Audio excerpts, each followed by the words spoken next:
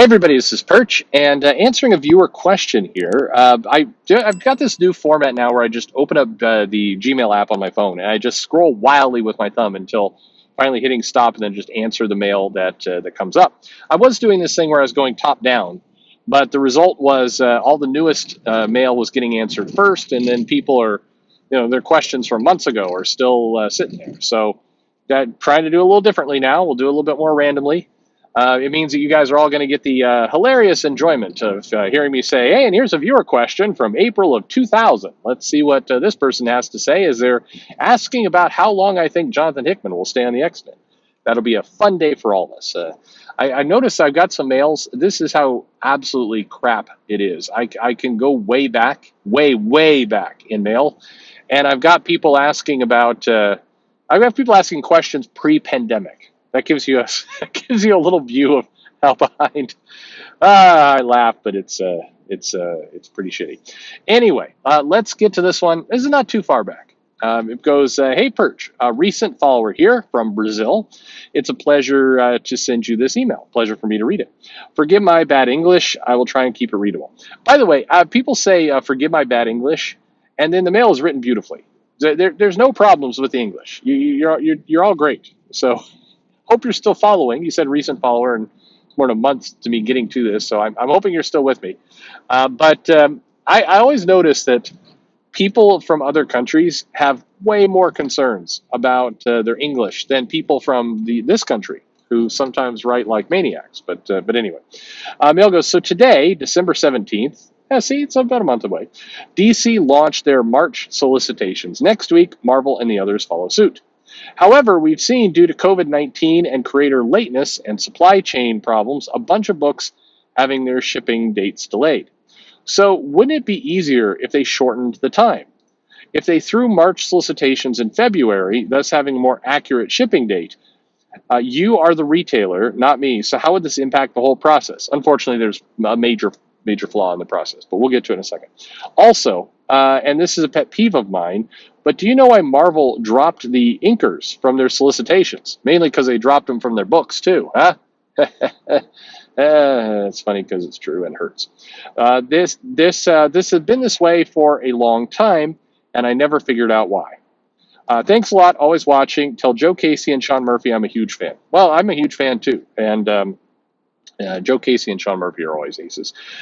Okay, so first off, on the inkers, no, honestly, the big reason why the solicitation dropped the inkers is because more than often than not, the penciler is the inker, or the editor is not sure who's going to ink it, maybe assuming that the penciler is going to ink it, is not completely sure at the time of writing the solicitation, and so out it goes. The inker has been relegated to a who gives a shit perspective from the publishers, and I sorry for the coarse language there. Sorry, children. But that's the best way to put it. The lack of inkers in comics is a absolute shame. I think that if you go back and you look at some of the quality and tightness of a lot of the work in comics, like I'll say it. What would Jim Lee be without Scott Williams? I mean, would he be as big? Jim Lee is heroically talented. Don't get me wrong. But Scott Williams is a beast, and he made Jim Lee's stuff look tight, on spec, beautiful. And Jim Lee, when inking his own stuff, still looks good, but it's much slower, and it's rougher. Jim Lee plus Scott Williams equaled brilliance in comics, and you just that those days are largely gone. Terry Austin. You could go down the line of people who were incredible talents who made a lot of comic artists look tremendous, look wonderful, and it's just those days are gone, and it's we miss those days. I miss those days a lot. I think that comics were far better when we had dedicated inkers, and I think that the money saved, and that is what it is. The money saved by nixing the inkers is money that the companies have lost because their work, the comics they published haven't looked as good, haven't come off as nice. So I mean that's I don't know. I'd love to see a cost analysis sometime. Maybe I'm the one to do it around what happened to the sales of comics, and can you actually trace with the decline of inkers, a decline in revenue? Unfortunately, I think it'll be anecdotal, and I think that there's a lot of factors in there. I think you'd have a hard time pinning it to just the inker, but I don't know. Anyway, that's a video for another time. I think I've done that video actually before. But that's why they're not included. Most of the time, by the time the solicitation is being written, the inker hasn't been decided yet, or it's the penciler. But in many cases, it's simply because comic companies just don't care.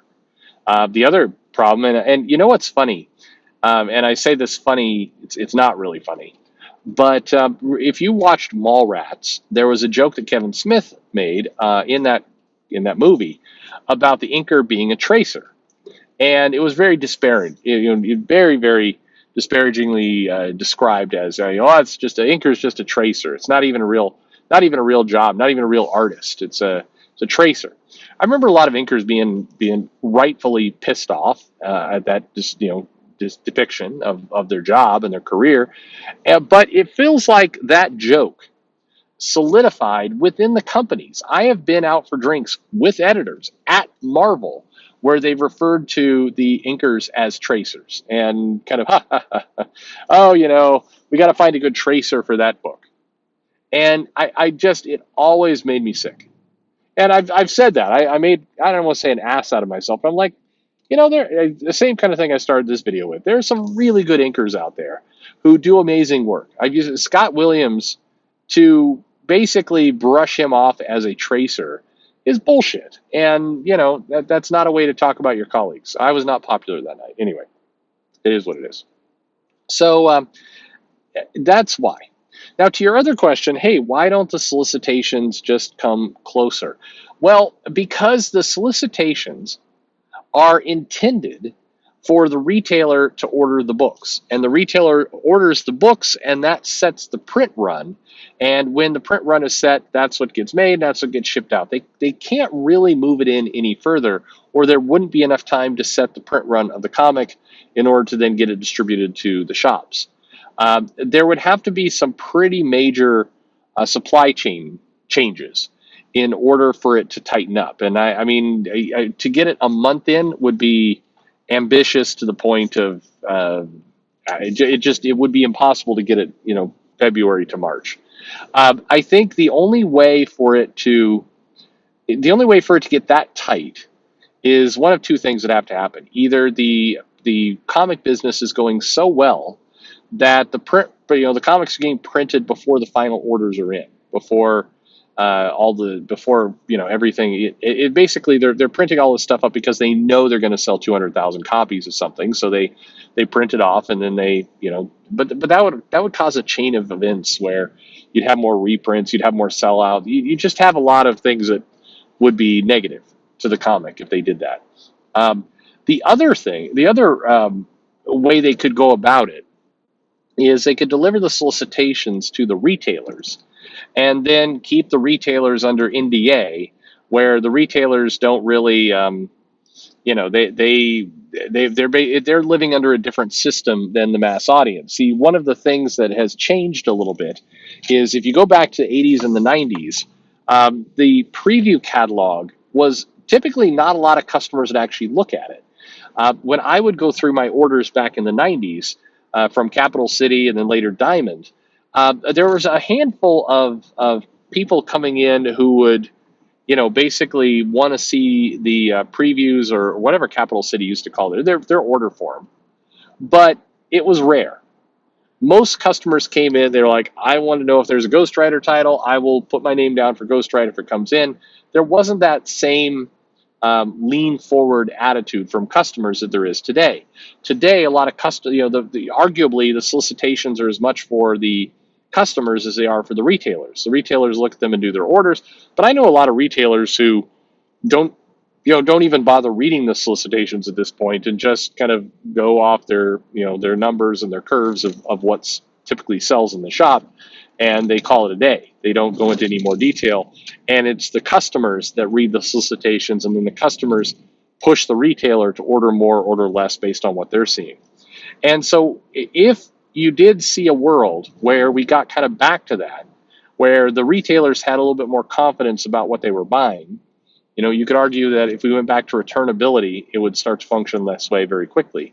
Then the customers would be able to get solicitations, and you could put them out a month ahead.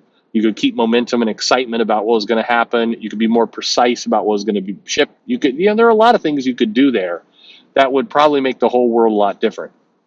I do think, and this would be more work and more money from the publishers, but I think it would be good for them to do, is they should commit to doing a retailer solicitation and a customer solicitation. And then we would get back a little bit to that world where some of the customers would want to see the early retailer version. But if Marvel published a completely separate guide to what was coming out the next month, and they were putting it in the hands of the customers free of charge or on their website or wherever, and they were basically saying, hey, March is next month. Here's what you could look forward to next month. And they really tuned all of it to what they knew was going to ship, to what they knew the full creative team was going to be, including the inker, maybe more interior art, maybe more precise language around what the comic was going to contain. Because the reality is solicitations, more often than not, they're just garbage. They don't even tell you what's going to happen. I mean, there are solicitations that we've made fun of recently that have come out that say things like, what's going to happen in this issue? We don't know, but we bet it's exciting. Like, what the hell does that even mean?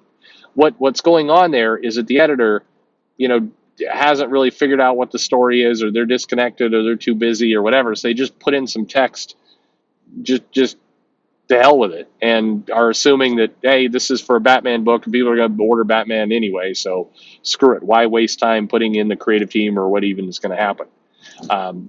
But right now we're living in a world where comics have been printed with TBD listed on the credits on the cover, and so I mean we're a long ways away from that world. But that's basically that's the why. And then I think in terms of a good solution, that's what it would take. I think it would take some level of kind of deeper, just more planning, more precision. I mean, unfortunately, right now, if you're talking about planning, precision, those are not exactly attributes that the current publishers have gotten spades. So here's hoping. Anyway, thanks very much for the mail, and I hope everything is well in Brazil, and I hope this answered your question, and I hope you're still a listener. And if you have a question, write it in, and we will get to it sometime in the next week to 2 years because of COVID and supply chain issues. That's why. Thanks for listening.